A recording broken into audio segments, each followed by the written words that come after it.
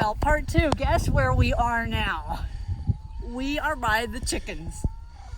And there are only 4 chickens out. And they're not doing much of anything.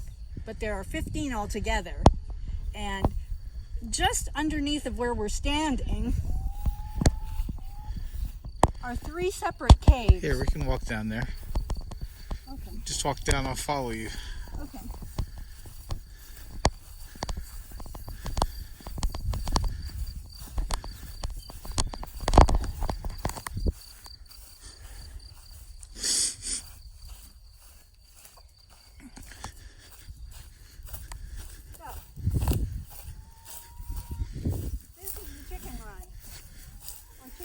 Whatever you want to call it.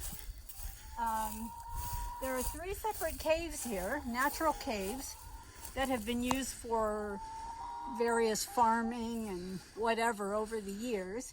And our landlord Julian has cleaned them out and turned this area here into the chicken coop.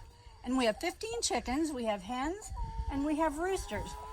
And if you listen, the roosters have just started to make a little bit of chicken noise, or rooster noise.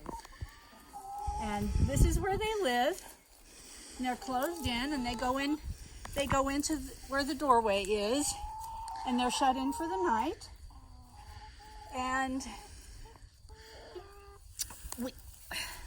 we haven't gotten eggs from them yet because it takes them around 3 months after you get them, because they were really small when we got them. It takes about 3 months for them to start laying eggs. So they're just growing, and we haven't named any, of course, because the hens are sort of disposable.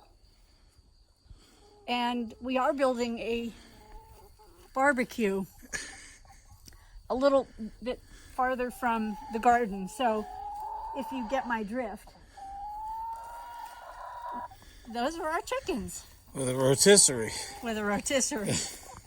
And Julian is planning on getting, you can see the second cave there.